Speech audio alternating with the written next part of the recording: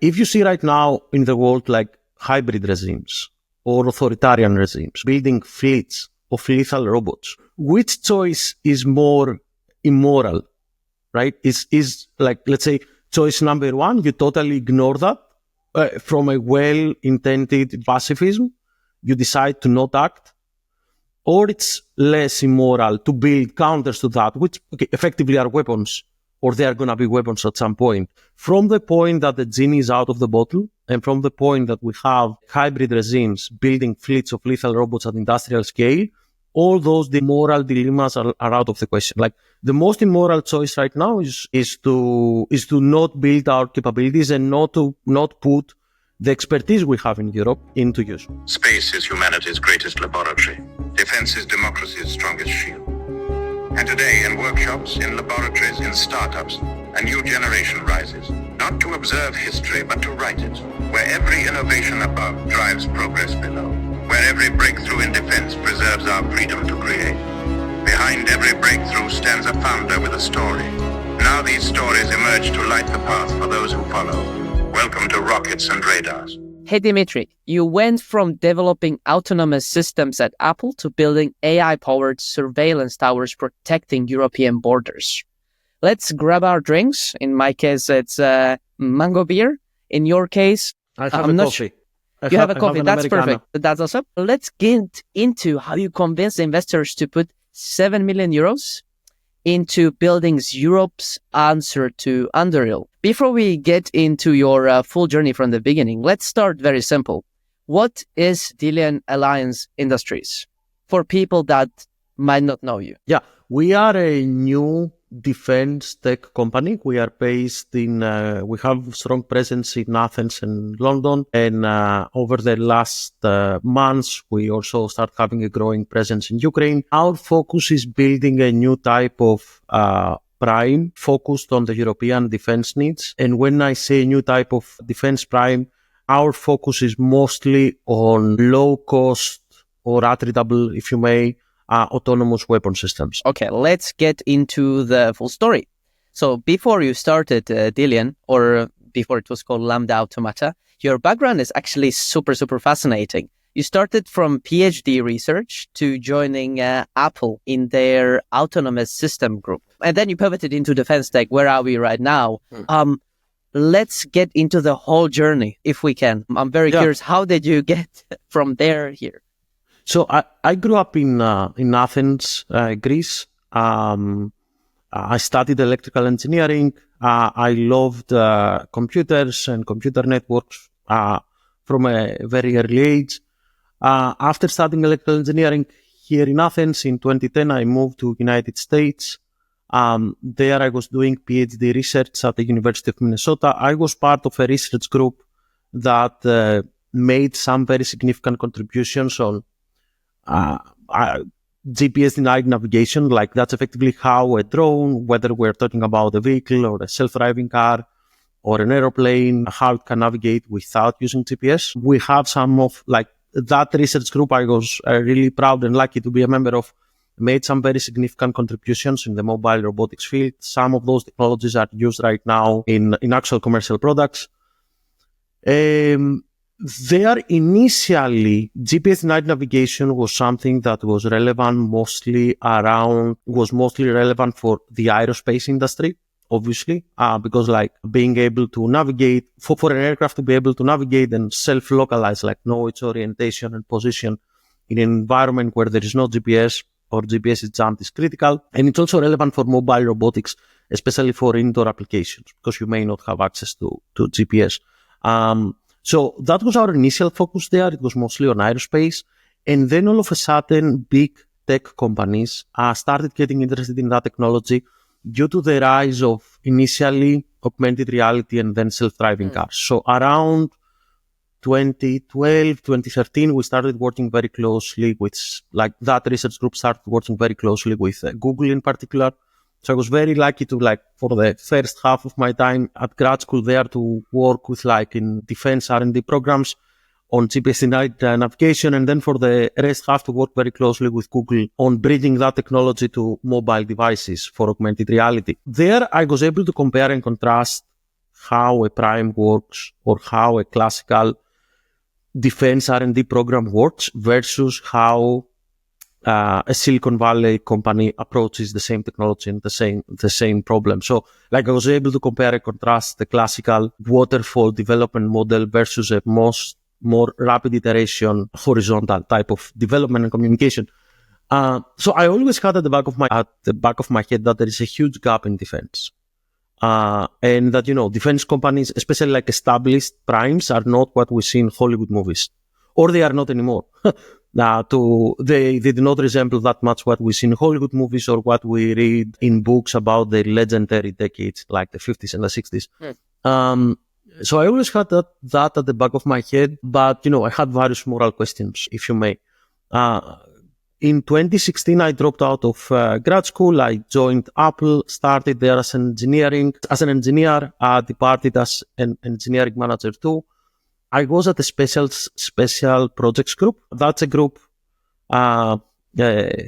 working on potential future products. In particular, and I have, I use specific words for that.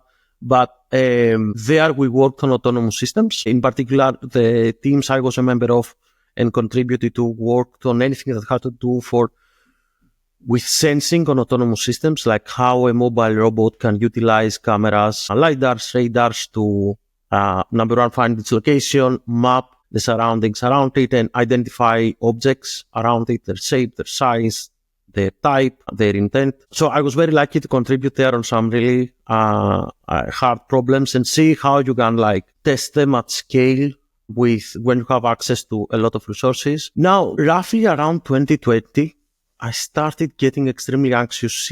I was seeing two historical trends that are quite evident right now, but back then they were kind of emerging. One of them is the rise of revisionist powers. So there are a bunch of middle powers or superpowers, especially in our region, but not only here, especially in Europe's neighborhood, that they have made crystal clear that they intend to change the borders around them, even through violence. It's kind of there are a bunch of middle or superpowers that are kind of unhappy with how the world ended up being post-Cold War or post-World War II, and they want to change that, if need be, through violence. Number two, the second force is and again, these are historical forces, right? They're way beyond our powers, right? The second one is the rise of emerging technologies, or the democratization of emerging technologies, especially around autonomy, robotics, and AI. And these new technologies make it very cheap and simple for those powers to implement their plans. If you wanted to threaten your neighbors or launch a large-scale attack, in the 70s or the 80s, you would need access to technologies like fighter jets or precision strike weapons. A bunch of things that very few countries had access to, and the countries that had access to those would not leave them in the open market, right? They would regulate it in some form. This has changed. Right now, you can build precision strike weapons using mostly commercial things that you can find on Amazon. So I saw these two forces. At the same time, I saw a bunch of American efforts on revamping the US defense industry.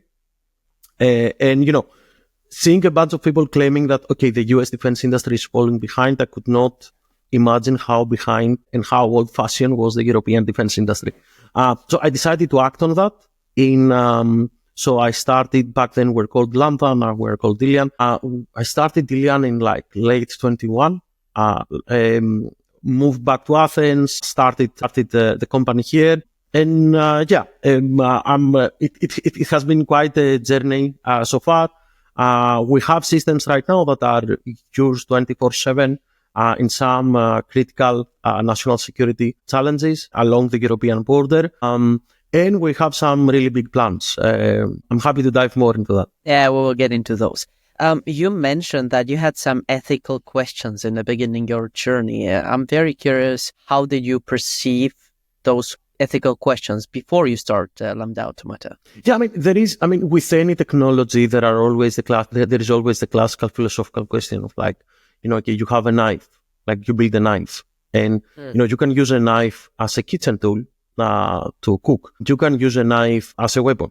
And there is that, all that like philosophical and ethical discussion around that. However, I think all those questions are pointless. Number one, if you are not building knives, like if we as Europe do not have the capability to build those new types of technologies, any ethical concerns we have are totally mute. They are totally irrelevant. Because like if those systems are built by countries that do not share our ethical concerns, it's totally pointless for us to kind of like philosophize or regulate them, right? So that's one thing that kind of like, shattered any ethical dilemma in my brain. Number two is, and number two, I think it's more personal to me, given Greece is in a very unstable region, right at the European border. If you see right now in the world, like hybrid regimes or authoritarian regimes or revisionist powers, like however you're going to call them, if you see them building fleets of lethal robots, right? Which is, it's a different way to say like building at industrial scale loitering munitions or, low-cost strategic weapons. If you see that, right, and you have certain knowledge and skills that you build over time in like mobile robotics, which choice is more immoral, right? Is like, let's say, choice number one, you totally ignore that from a you do some well-intended pacifism, you decide to not act, or it's less immoral to build counters to that, which effectively are weapons, or they are going to be weapons at some point, which again, building weapons unfolds a whole like discussion we discussed before. So I think like, I answered that dilemma, that from the point that the genie is out of the bottle and from the point that we have hybrid regimes building fleets of lethal robots at industrial scale, all those moral dilemmas are out of the question. Like the most immoral choice right now is to not build our capabilities and not put the expertise we have in Europe into use. Wait, before we get into the story of Delian, I want to go back a bit and get into your head around 2020 and 2021. Why have you left the US for Greece? With your connections and with your career, you could have raised at least double of what you have raised in Europe. Well, it's that's an interesting question, and I don't like the word like left, I don't think like that we live in a siloed world.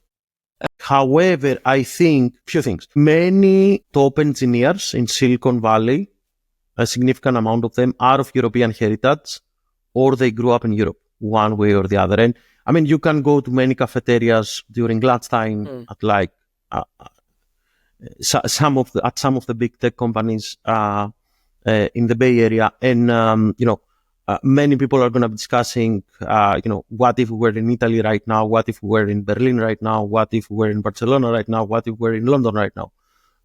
So I think there are many people right now that are critical in Silicon Valley that have that at the back of their head, either due to their heritage or due to their childhood. So that's number one. Number two is, which is kind of like a nostalgia, right, for our childhood and where we grew up. Number two, I think there is building a defense company makes much more sense when you have access to talent in Eastern Europe. Like the scenario of near peer conflict or conflict with a superior power, it's a real scenario in certain countries in Eastern Europe. Like it's a real scenario in Greece or Poland. It's something the population prepares for.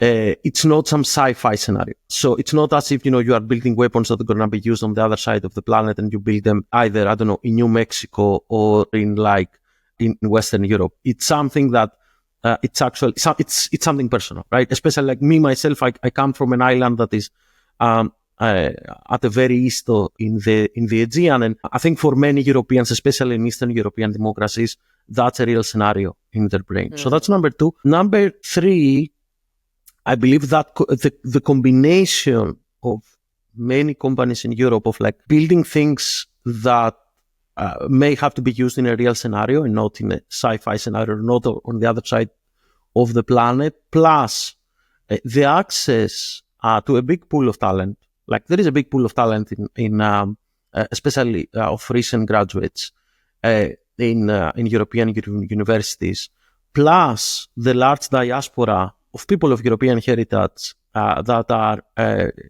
critical and instrumental in certain technologies, especially around mobile robotics. I think that's a unique combination. And that thing in the coming decades is going to create some amazing companies. So I am a pessimist when it comes to criticizing the state of current, like, the European tech ecosystem. I'm a pessimist in that aspect, and I'm very, very critical on what we are not doing great. But I'm also an optimist in the sense that we have all the ingredients required to build something that's going to be relevant at a global scale. And I think building that in a more cost-efficient manner, in the sense that, you are not going to have the access to capital or the access to kind of like exotic sensors or exotic like manufacturing tools our peers in China or the US have. This is going to lead to efficient engineering products and solutions. And it's also, it's a natural way to get rid of scope creep, especially during development process. Super interesting thoughts here. Before we get into story, I have one more side question. So you mentioned that Europe has all of the ingredients we actually need to succeed. So what are the anti-ingredients or the ingredients that we are still missing, in a few thoughts? Number one is culture. I think the critical thing we're missing is culture, is a mindset. It's a doer mentality. I think that's the key missing piece. I like to say, as a joke, that like our peers in like Israel or the US or China, if they decide to build a time machine, people are going to hear them out, especially, and they're going to build a plan on how they're going to build a time machine. Here, even if you try to build anything that has to do with hardware, many people, either policymakers, potential customers, or investors, they're going to steer away from anything that has to do with kind of like hardware manufacturing and anything that is hard. But you think it's changing over the last even 5 years, I would say? It has. I think we are at the start of a decade where this has the potential to change over that course of period. And we're at the very, very start of that. Okay. Let's get into the journey. So you came to Europe from the US. Talk us and walk us through the actual start of Lambda Automata in Athens. What was going on in your head? And how were the first days of actually creating the company? Initially, we tried to identify a problem we would be able to tackle early on. A problem that would allow us to build technologies critical for the defense industry as a whole. However, at the same time, we wanted something that we would be able to deploy and sell quickly, like something that would not require the extreme and complex compliance of like as if you are of a weapon system. That was number one, because back then we were a much smaller team. Number two, I was very lucky. I think I was also extremely persistent. Number one, I was lucky to find investors that were had a risk adversity that is kind of like very different from the majority of European investors. So that was also important. And also I managed to convince other people about our vision. So I convinced some of the first people that joined that are effectively co-founders. Both of them were in London. George was with Palantir in London. He was working on systems in the private sector for critical infrastructure. Initially, I would say, it was the idea and the vision. There was a rough plan, but there was no team, there was no product. All those things were, we built them over the next couple of years.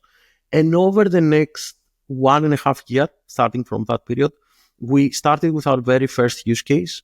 That was early fire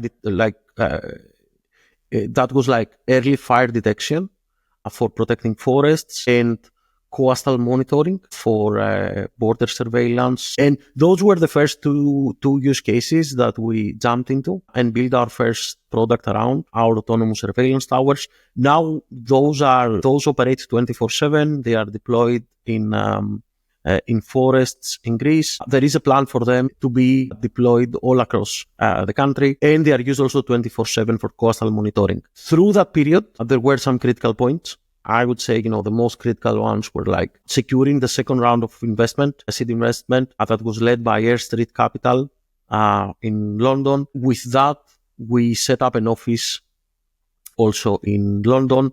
Right now, we have two companies, one in Athens, one in London. And there, we started doing many trips to Kiev, discussing with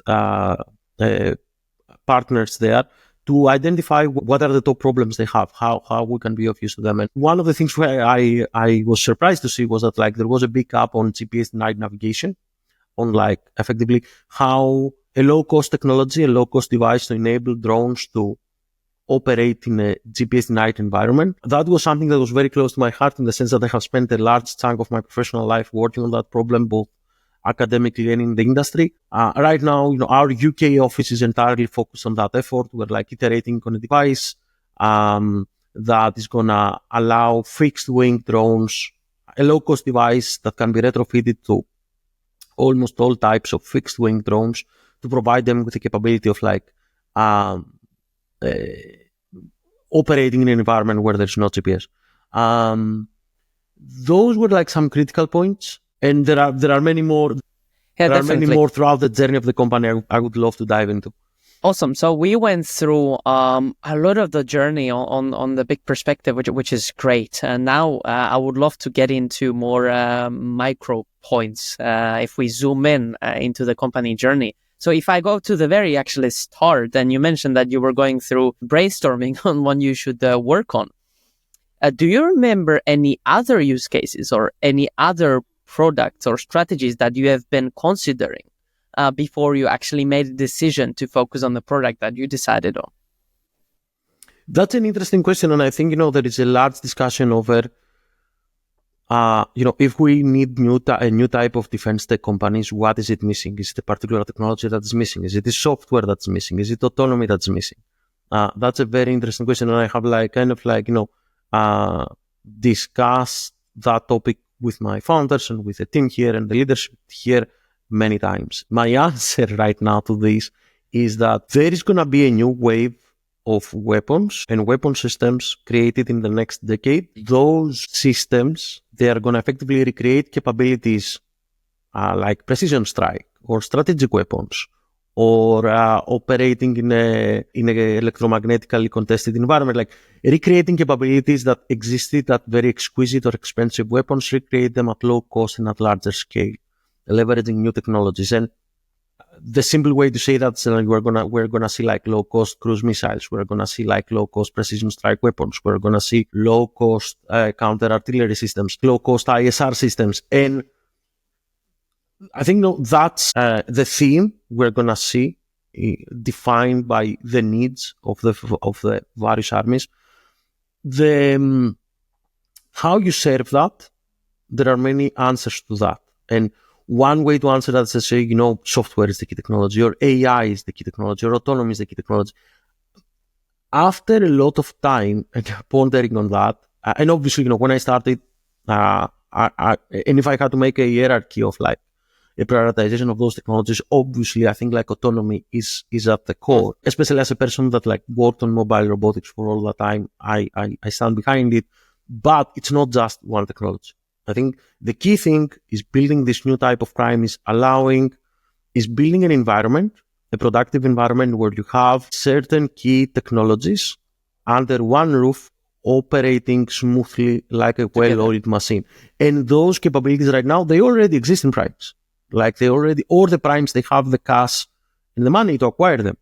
The problem is that the way they are structured, it's in a way where those core competencies, they are scattered across different departments or across different subcontractors or different consortia, scattered over different countries, different companies, making for something extremely slow.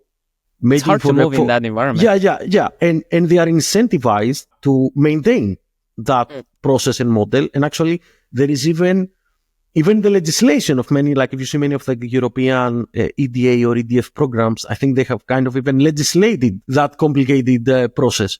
And I think a lot, how can I say, this new wave of companies, the way to define them is not a particular technology.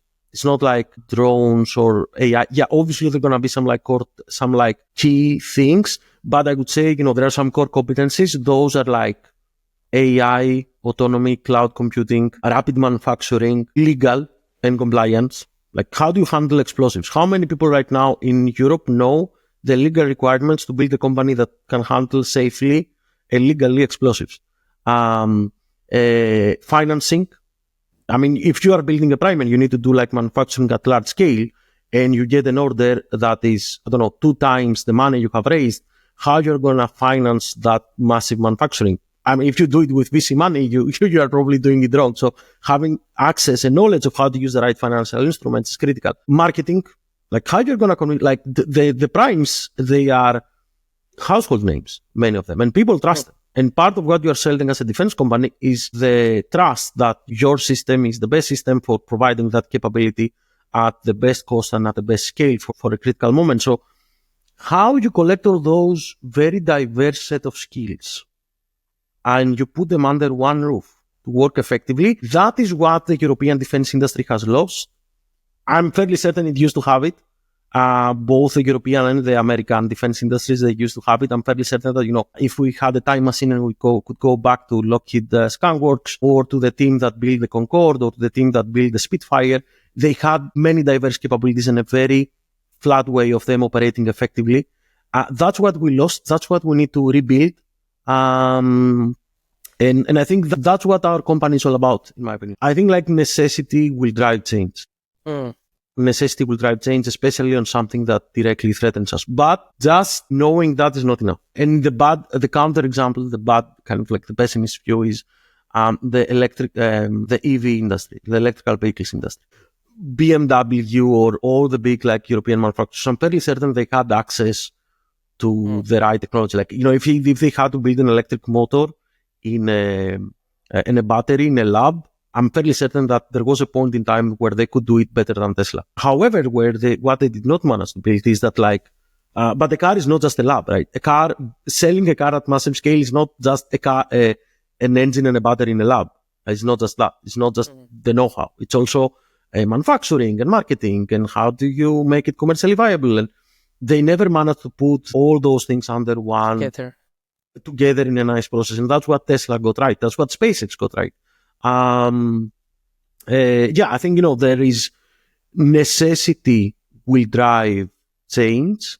And that's why I think, the fact that many European Union countries are in a very unstable neighborhood may become a positive rather than a negative on driving that change, not just in the defense industry, but in many deep tech technologies. Okay, cool. Let's get into the first investor. How did you find your co-founders? And then we will get into first customer. So I'll start with co-founders because that's where everything started. How did you find your co-founders?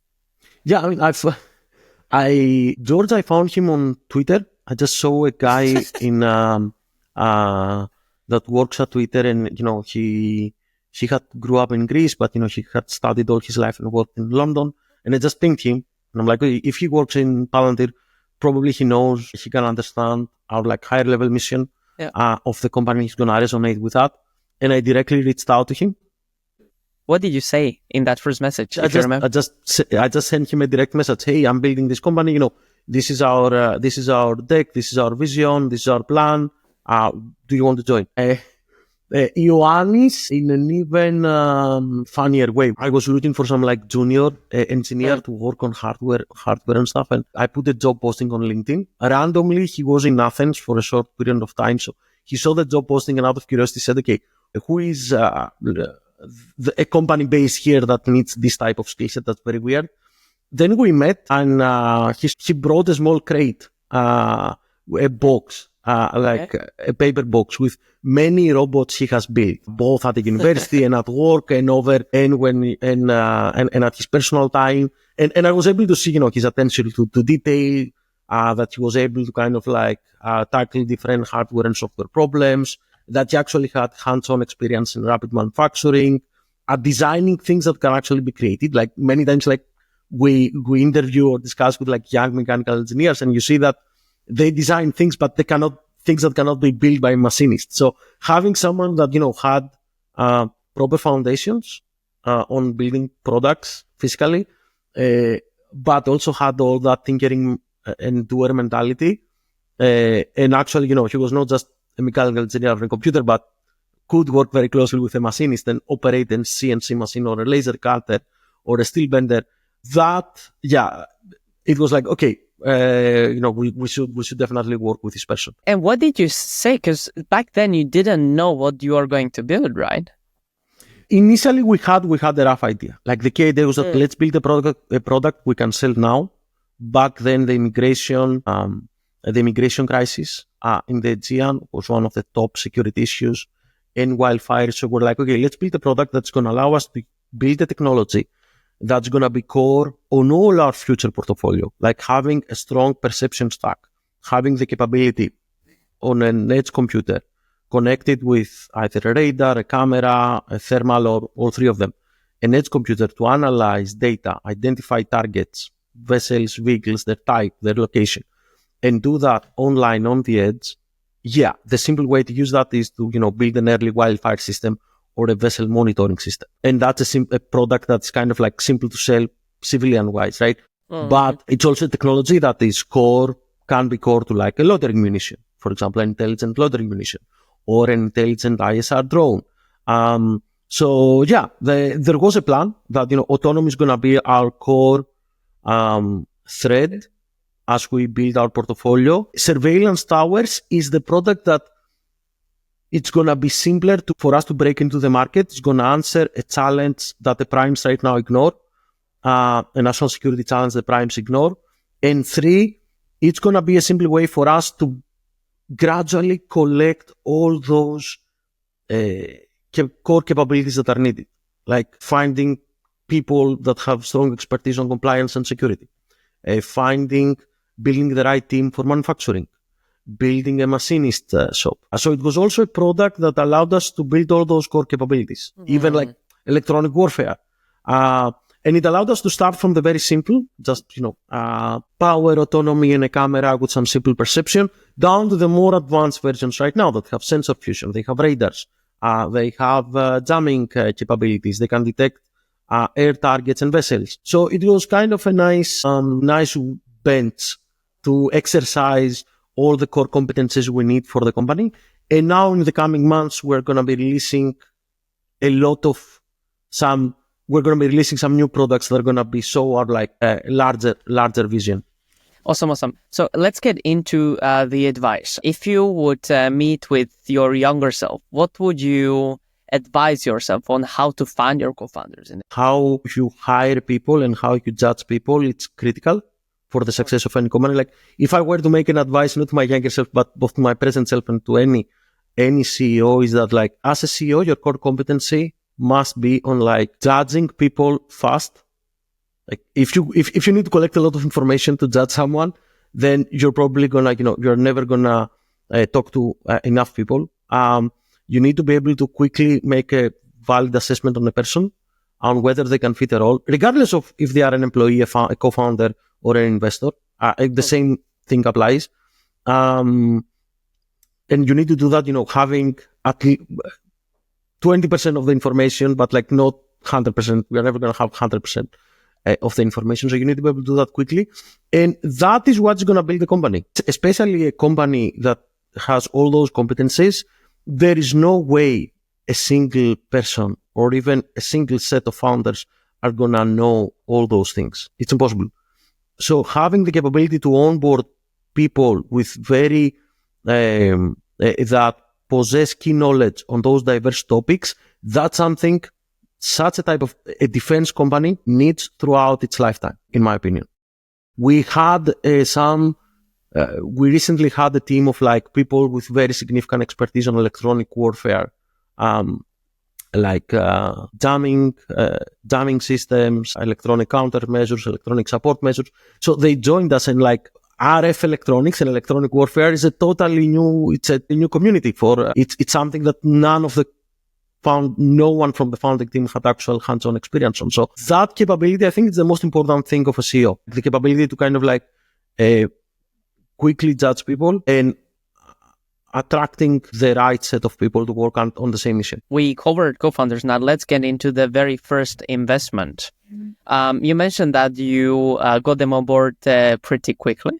So what I would love to get into is, how did you find them, or how did they find you, and how did you convince them to bet on you? Two things. I mean, one is that I have a big network of like ex-colleagues in the Valley. And there I also, the partner that invested in us from Marathon, he had done an exit and he spent a significant time of his life also in the Valley. So we had a lot of common acquaintances. So we had a common network. We didn't know each other, but we had a common network. So I had people that could write to me about him and vice versa. That helped. And that helped also in the sense that like, and that holds also both for Marathon and also for Airstreet, for our like seed investors, for Nathan, is that both of them, yes, their funds are based in Europe, but their networks, their professional networks, and their mentality is US, and like on how they approach things culturally. So that was extremely important. How I convinced them, I would say, I presented them the vision that, okay, here is what I'm going to do. I just departed my high-paying job in Silicon Valley. I'm moving back to Athens. I rented an office. I'm hiring a small team. I started discussing with certain people from the military about building those things and deploying them on islands for like coastal monitoring. So I made it very clear to them that I'm starting. And I actually started, I just started with my own personal funds. And I think that was the critical thing. Like when they realized that, okay, this guy, he's going to make it with or without us. That's what tilted their brains, I think. Awesome. Cool. Now we have first investor. Now first customer. If you remember that story, how did you get them on board? And also, I'm curious how much of a product you had already in production or finalized to be deployed. We had built our systems. We had our systems that was like in the first months of the company. So we had deployed some systems at borders for like land border surveillance, and we're like testing them and stuff. But that was a pilot. That we didn't have a paid customer yet. And then there was a lot of, as you know, there are many wildfires that break out every summer in this region. So we saw an announcement at some newspaper about a very costly early wildfire detection system that was costly and complex using like satellite imagery. I don't remember. It was something like, it was an announcement about a very costly and complex system. So we're like, okay, we can actually deploy the systems we have at the borders for pilot testing. We can actually go and, train the network to also detect smoke. And given we are able to geolocate things just from a camera, we're able to use that also to geolocate the location of the smoke and send a warning. And, we just reached out to people. I mean, we just saw an announcement about a very pricey tender on early wildfire detection. And we're like, we're able to do that for an order of magnitude smaller cost. And we just drove to the customer and told them that. And it worked. Obviously, we started some like small contracts, yet they were paid. Right now, we're lucky. We are on track to have like we're on track for a nationwide installation of that system that started us, us listening to some news that were like, okay, it cannot be so expensive, and just driving to the customer and saying, okay, we can do it for an order of magnitude smaller cost. Okay, love the story. Okay, so right after getting a first customer, a few months after that, you were thinking about also getting into military applications, right?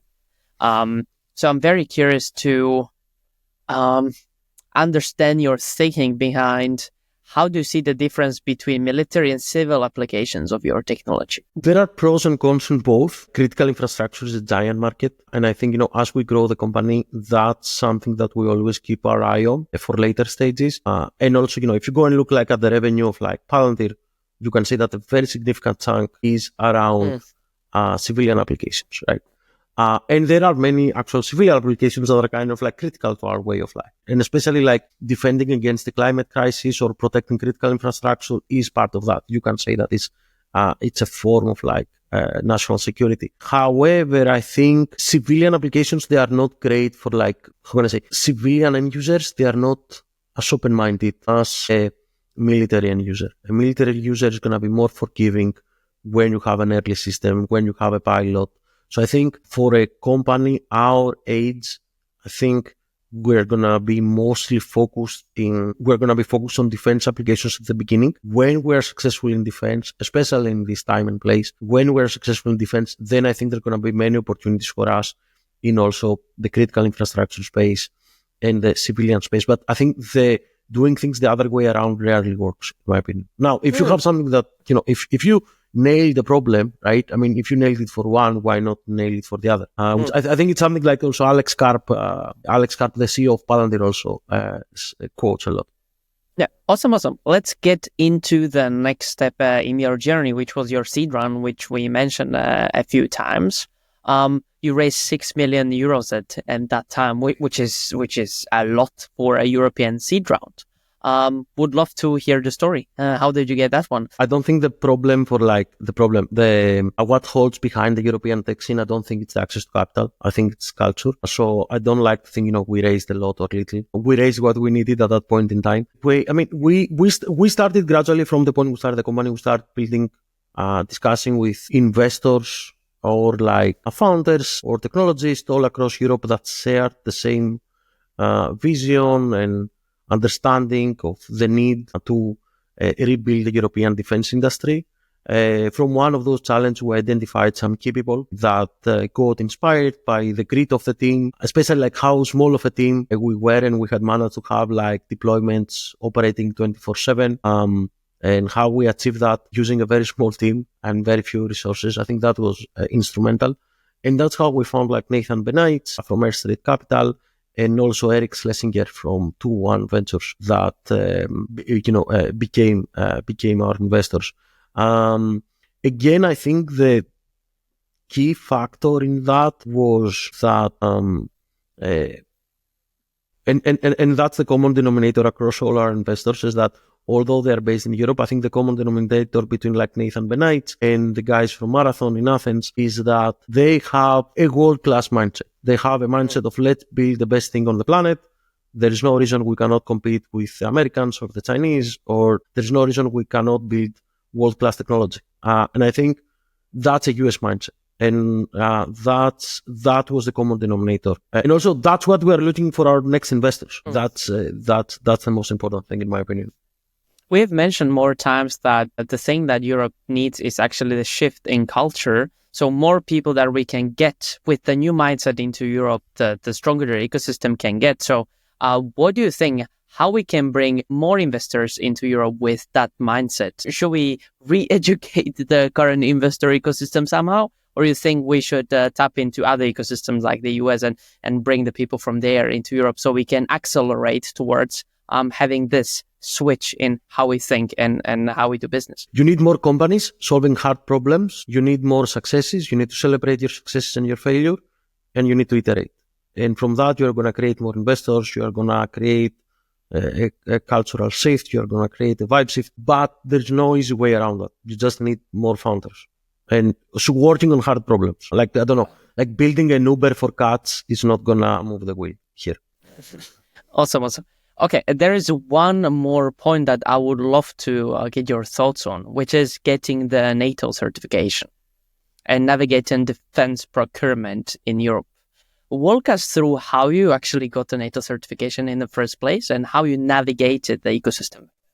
One of the things that seemed extremely hard to me when I started was like how you get, it's not a NATO certification, it's a clearance. And it's having like your premises to have a certain type of clearance and certain type of security guarantees and certain personnel to have clearance for like national, EU and NATO level. Now, how you get that, which boils down to being like a very complex certification and compliance process. So you can think of it like as a complex ISO. I don't know if you have ever seen like ISO certification. The primes and the incumbents in this industry, they want you to believe that you need a lot of money to do that. Like I had people literally telling me, hey, you need at least 2 million euros to implement the measures required for this certification.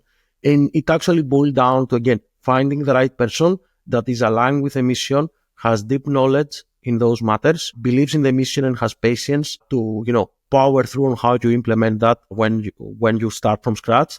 And sufficient access to capital. That's all you need. So for me, the critical moment is that we found a person with deep knowledge in compliance around the military industry and the defense industry and security.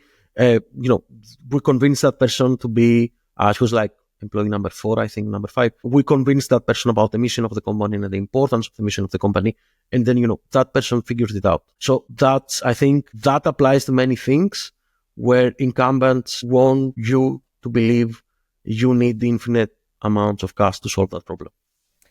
I love the way how you think. Very practical. Okay, we need this. Who is the best person with the right mindset for that? Boom, you get them and then it's done. I love how easy it sounds when we talk about it like that. Okay, next, I would say big milestone of the company was in 2024 when you rebranded from Lambda Automata to Delian Alliance Industries. Why the decision? We rebranded to Delian Alliance Industries the moment we also set up companies and our presence not just in Greece but across Europe. And I thought that we needed a name that would better reflect both the composition of the company and also the mission of the company. Now, as you know, one of the challenges for any European defense company is the market fragmentation. It's like you have like different countries with different legislation, sometimes even competing national security interests within the union. There is no common market.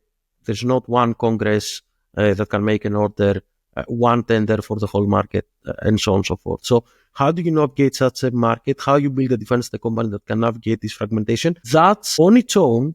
It's a nice exercise to do a PhD on legal or accounting. How you even build a company structure that's able to navigate that labyrinth, right? So for us, it's key that we have certain countries that we consider key and we have key presence. That's the United Kingdom and Greece. In those countries, we have companies. Each of those companies has its own relative autonomy from each other, such that it can also satisfy the particular national interest and security guarantees of every country. And, we wanted a name that would kind of like denote that how we celebrate that fragmentation, and in a way we're going to go and solve that fragmentation as yet another technical problem. And Delian Alliance was something that in my mind was kind of like, in my mind, it was an alliance built around Athens of many different states around a common cause of defending for a potential invasion from Persia, like a superior force in the east. And they were like countries with very different interests, but however, they all kind of like share some common democratic values. So that kind of like speaks about how we see the company growing across different countries. Awesome. And you mentioned the UK as the country that you expanded to. Why UK and why not any other of the European countries? Yeah, I mean, I think the three biggest defense markets in Europe is France, Germany, and United Kingdom. I think France and Germany, they already have strong incumbents, number one. Number two, me having spent most of my professional life in the States, the United Kingdom was the one that was like culturally the closest to me and the simplest for me to kind of like understand culturally. And number three, I think that building this type of company, there are many markets, especially in Eastern Europe and the Nordics, that are represented in the European industry. I think you need a country that you need hubs in key countries, providing the right access to capital and the right mentality and the right access to talent. And for me, that's what the United Kingdom is. And from that, I think there is a bunch of markets in Eastern Europe of like allied nations in Eastern Europe, in Asia, in the Middle East that we want to access. Thanks so much for sharing our journey. It was super interesting. A lot of insights and especially different mindset points that you shared is very helpful. Let's get into now the future. So I will ask you now, where do you want to be in 5 years, either as a person or as a company in the future? I strongly believe there's going to be a large rearmament of Western nations and their allies all across the globe That race has already started. That race is going to take at least a decade. We're at the very start of this. The common pattern in this race is going to be how costly or exquisite military capabilities, how they're going to become 1 or 2 or 3 orders of magnitude cheaper by leveraging a bunch of new technologies integrated together. And that's our dream. That's driving that effort in Europe, all across the defense portfolio, like building a new type of prime. That's our goal. That's clearly, that's our goal. That's our mission. That's a great goal. Definitely. Okay, awesome. Now let's get into the last section of this episode, which is quick fire round questions. So how does it work? I will ask you a few questions, and if you can answer with a sentence or two, that would be amazing. I'm very curious what you think here. First one. If you were starting again today, what would you do differently? I would be much more aggressive on the roadmap. Okay, awesome. Next one. What is the best thing about leaving Silicon Valley? You don't have to talk with engineers all day anymore. A good one. Okay. What is your proudest achievement from the whole of your company journey? Our systems that are deployed at very remote locations in the Aegean, and they have been operating 24/7 in mission critical operations. That's something that started as an idea on a slide, and now it's something that is used 24/7, something that's mission critical. Okay, next one. How do you explain your job at family dinners? The simple way I explain it to at least my kids and their friends is that we have a factory, which we actually have a factory in Athens, and you are welcome to visit also and see the cool stuff we build. But we have a factory where we build machines and drones to stop bad machines and bad robots. Next one. What is the best advice you have ever gotten in the journey? Whatever plan you have, you are always going to need twice the money and twice the time. Very practical. Okay, and the last one. What would be your ultimate advice for technical founders, other founders, entering defense tech in Europe? Number one, do not chase purely software visions or solutions. I think there is a saturation on purely software ideas. Like, don't be scared to build hardware. And number two, don't go after building something small. It's much better to join something larger and it's much better to be an early employee at something huge than starting something that, is going to stay a small SME forever. Thank you so much for sharing your thoughts, your journey, and your advice. This has been very helpful. And I think the audience is going to take it very seriously and implement the advice that you just shared here in the last hour. And thank you so much for joining here. Thank you for hosting such a podcast.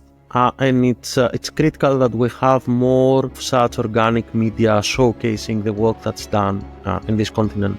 I think that's critical, and thank you for that. Thanks so much.